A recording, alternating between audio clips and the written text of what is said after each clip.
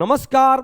ओज economics academy में आप सभी का भरपूर स्वागत है। आज हम लोग पढ़ेंगे अर्थशास्त्र के संबंध में धन संबंधी परिभाषाओं की विशेषताएं। अर्थशास्त्र के संबंध में धन संबंधी परिभाषाएं क्लासिकल अर्थशास्त्रियों द्वारा दी गई है। किसके द्वारा दी गई है? क्लासिकल अर्थशास्त्रियों के द्वारा दी गई है, जिसमें विशेष रूप से एडम स्मिथ, जेवी जे.एस. मिल तथा वाकर की परिभाषाओं की चर्चा हम लोगों ने पिछले क्लास में किया था। आज हम लोग उन्हीं के द्वारा दी गई परिभाषाओं की जो विशेषताएं हैं उसकी चर्चा करते हैं। पहली विशेषता है आर्थिक मनुष्य की कल्पना, इमेजिनेशन ऑफ इकोनॉमिक मैन। धन को अधिक महत्व देने के कारण एडम स्मिथ ने आर्थिक मनुष्य की कल्पना की, जिसके सारे प्रयास धन प्राप्ति के लिए ही होते हैं। अर्थात ऐसा मनुष्य, ऐसा मानव जिसके सारे क्रियाकलाप, जिसकी सारी एक्टिविटी, जिसके सारे कार्य सिर्फ और सिर्फ धन प्राप्ति के लिए ही होते हैं।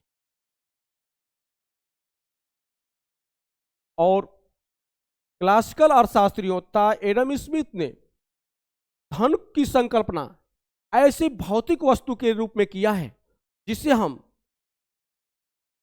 आंखों से देख सकते हैं, जिसे हम छू सकते हैं यानी स्पर्श कर सकते हैं, अर्थात जो स्थान घेरती हो। ऐसी बहुमूल्य वस्तु कौन सी है? सोना और चांदी। सोना और चांदी।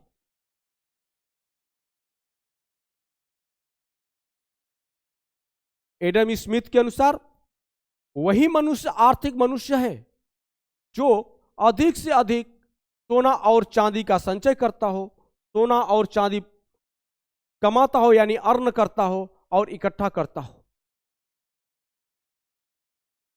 दूसरी परिभाषा है राष्ट्रों की समृद्धि व्यक्ति की समृद्धि के ऊपर निर्भर करती है। एडम स्मिथ तथा क्लासिकल अर्थशास्त्रियों का यह मानना है कि एक राष्ट्र तभी समृद्ध हो सकता है जब वहां का व्यक्ति समृद्ध हो। व्यक्ति की समृद्धि में ही राष्ट्र की समृद्धि छिपी हुई है, यानी व्यक्ति की समृद्धि में राष्ट्र की समृद्धि निहित है। और व्यक्ति की समृद्धि तभी हो सकती है जब वह अधिक से अधिक धन का संचय करे। किसका संचय करे? धन का संचय करे, यानी अधिक से अधिक सोना और चांदी का संचय करे।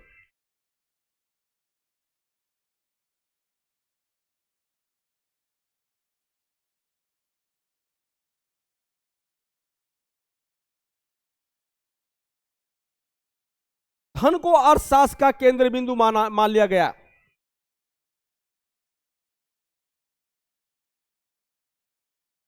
एडम स्मिथ तथा अन्य क्लासिकल अर्थशास्त्रियों ने धन को अर्थशास्त्र का केंद्र बिंदु माना है, यानी सारी आर्थिक क्रियाएं किस पे निर्भर करती हैं? धन पे निर्भर करती हैं। जो भी आर्थिक क्रियाएं होती हैं, जो भी आर्थिक क्रियाकलाप होते हैं, उसका उद्देश्य, उसका लक्ष्य क्या होता है? धन ही होता है।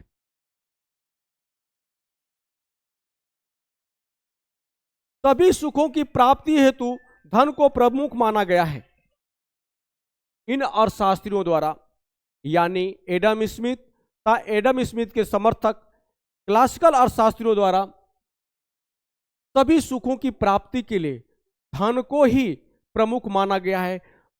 इनके अनुसार सभी सुखों की खान क्या है? धन ही है। अगर धन है तो मनुष्य सुखी है, वो समृद्ध है। अगर उसके पास धन नहीं है तो व्यक्ति सुखी नहीं हो सकता। ऐसा एडम स्मिथ का क्लासिकल अर्थशास्त्रियों का मानना है। वर्तमान समय में भी देखा जाए, अगर आपके पास धन है तो आप बहुत कुछ प्राप्त कर लेते हैं। अगर आपके पास धन नहीं है तो आपको बहुत कुछ सुख मिलने वाला नहीं है, ऐसा माना जाता है। और जिसकी शुरुआत 1776 ईस्वी में एडम स्मिथ ने किया था, वर्तमान समय में भी यह देखने को मिलता है। अधिकतर मनुष्य आर्थिक मानव ही है, जो सुबह से लेकर शाम तक धन के पीछे भागते रहते। क्या यह गलत है? यह सत्यता है। कहा जाता है कि धन सब कुछ नहीं है, फिर भी इस बात से इनकार नहीं किया जा सकता है धन बहुत कुछ भी है। धन सब कुछ न होते हुए भी बहुत कुछ है। और एक और विशेषता इसकी है कि क्लासिकल अर्थशास्त्रियों द्वारा धन साध्य माना गया है। क्लासिकल अर्थशास्त्रियों द्वारा धन को साध्य माना गया है।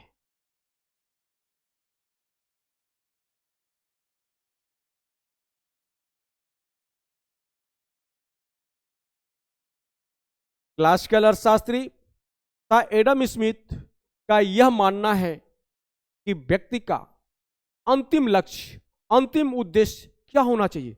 धन प्राप्ति होनी चाहिए। अर्थशास्त्र की धन संबंधी परिभाषाओं की आलोचनाएं। अर्थशास्त्र की धन संबंधी परिभाषाओं की निम्न बिंदुओं के आधार पर आलोचनाएं की जाती है। पहला, मानव कल्याण की अनदेखी। क्लासिकल अर्थशास्त्री कल्याण को अर्थशास्त्र का विषय वस्तु नहीं मानते हैं, बल्कि धन एवं उत्पादन को अर्थशास्त्र का मुख्य उद्देश्य मानते हैं। अर्थशास्त्र का मुख्य उद्देश्य क्लासिकल अर्थशास्त्रियों के अनुसार धन एवं उत्पादन है।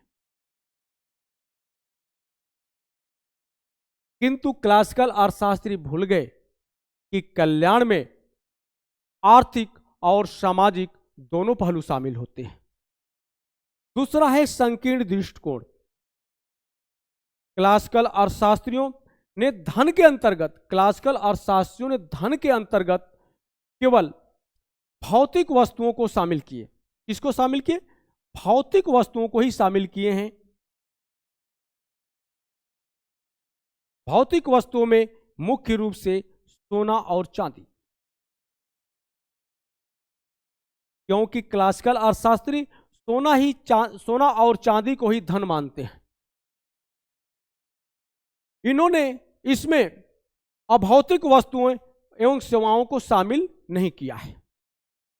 यही नहीं, क्लासिकल अर्थशास्त्री अर्थशास्त्र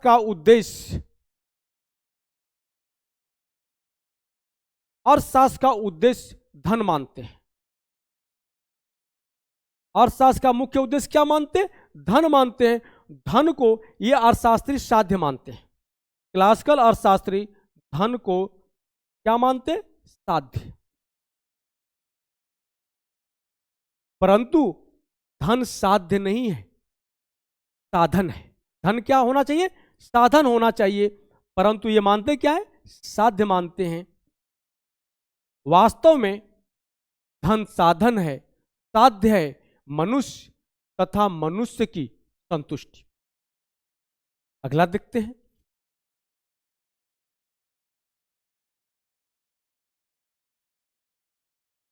धन की गलत परिभाषा। क्लासिकल अर्थशास्त्रियों तथा एडम स्मिथ ने धन को ऐसे भौतिक वस्तु के रूप में परिभाषित किया है जिसे हम देख सकते हो, स्पर्श कर सकते हो, जैसे सोना और चांदी। धन के अंतर्गत वे सोना और चांदी को ही सम्मिलित करते हैं तथा अर्थशास्त्र के अंतर्गत उन्हीं मनुष्यों की क्रियाओं को शामिल किया जाता है जो धन का उत्पादन तथा उपभोग करते हैं। अन्य मनुष्यों की क्रियाओं को इसमें शामिल नहीं किया गया है, जो कि अपूर्ण है, अव्यवहारिक है। अगली आलोचना की जाती है आर्थिक मनुष्य की कल्पना। एडम स्मिथ महोदय धन को अधिक महत्व देने के कारण आर्थिक मनुष्य की कल्पना करते हैं, आर्थिक मानव की कल्पना करते हैं। एडम स्मिथ के अनुसार आर्थिक मानव ऐसा मानव होता है जिसके सारे प्रयास धन प्राप्ति के लिए ही होते हैं। यह कल्पना भी बहुत ही संकुचित एवं संकीर्ण है।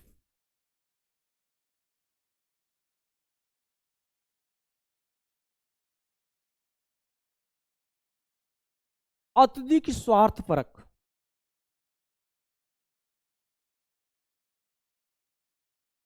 धन को अर्थशास्त्र का विज्ञान मानने के कारण अर्थशास्त्र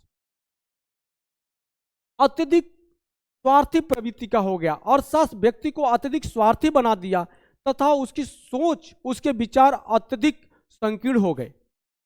व्यक्ति सुबह से शाम तक सिर्फ धन कमाने के पीछे में सोचता है, धन के विषय में ही सोचता है। इन अर्थशास्त्रियों ने कहा था, क्लासिकल अर्थशास्त्रियों ने कहा था, राष्ट्र की समृद्धि व्यक्ति की समृद्धि के ऊपर निर्भर करती है। राष्ट्र की समृद्धि व्यक्ति की समृद्धि के ऊपर निर्भर करती है और व्यक्ति की समृद्धि धन संचय पर निर्भर करती है। अगर वो कोई व्यक्ति उतना ही समृद्ध माना जाएगा जो अधिक से अधिक मात्रा में धन का संचय करता हो। सरकारी हस्तक्षेप, क्लासिकल अर्थशास्त्री सरकारी हस्तक्षेप को स्वीकार नहीं करते हैं। वे अर्थव्यवस्था को स्वतः संचालित होने वाली मशीन मानते हैं। क्लासिकल अर्थशास्त्री लेजर फेयर की नीति का समर्थन करते हैं। क्लासिकल अर्थशास्त्री किस नीति का समर्थन करते हैं? Laser fair.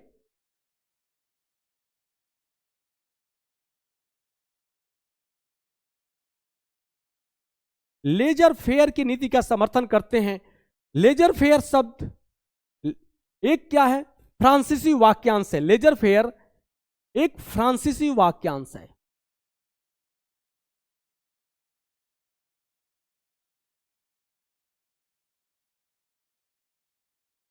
लेजर फेयर एक फ्रांसीसी वाक्यांश है जिसका अर्थ होता है रोको मत जाने दो, यानी अर्थव्यवस्था को फ्री छोड़ दो, कोई हस्तक्षेप मत करो।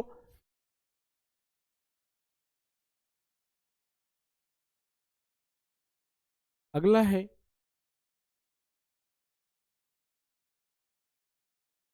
भौतिकवाद को बढ़ावा देना। क्लासिकल अर्थशास्त्रियों की परिभाषाओं में भौतिकवाद को बढ़ावा देने के लिए आलोचनाएं की जाती हैं, क्योंकि इनके अर्थशास्त्र में मानव कल्याण एवं सामाजिक न्याय जैसे पहलुओं को नजरअंदाज किया गया है।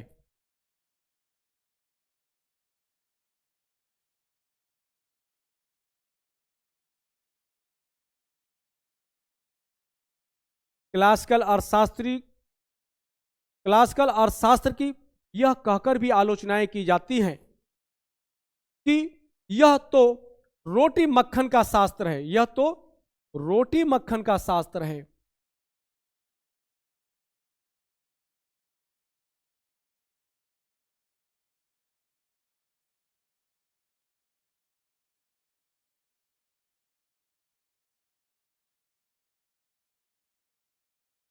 कुबेर की पूजा का शास्त्र है।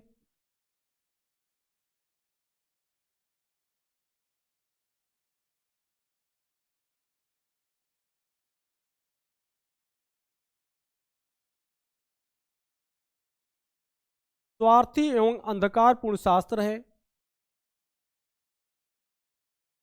एवं अंधकारपूर्ण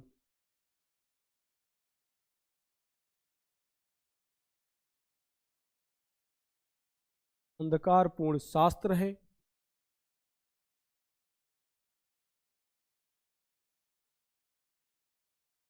घृणित विज्ञान है।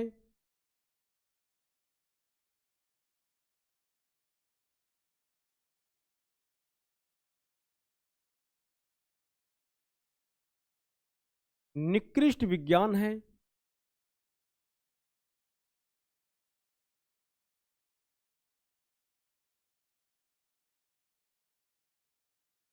अनेक अर्थशास्त्री क्लासिकल अर्थशास्त्र की यहां तक आलोचना करते हैं कि यह रोटी मक्खन का शास्त्र है, कुबेर की पूजा का शास्त्र है, स्वार्थी एवं अंधकारपूर्ण शास्त्र है, घृणित विज्ञान है, निकृष्ट कोटि का निकृष्ट विज्ञान है।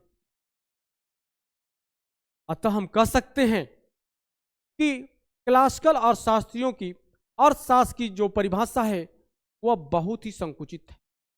इसे अर्थशास्त्र की परिभाषा के रूप में स्वीकार नहीं किया जा सकता है। यदि इनकी परिभाषाओं को क्लासिकल अर्थशास्त्रियों की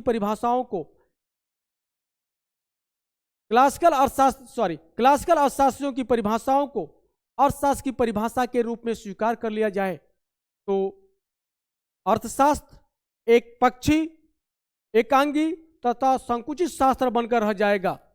इन सब आलोचनाओं के बाद भी क्लासिकल अर्थशास्त्रियों की अर्थशास्त्र के संबंध में योगदान को नजरअंदाज नहीं किया जा सकता है।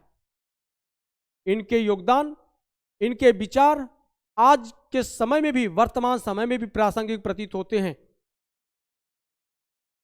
आज की क्लास यहीं तक।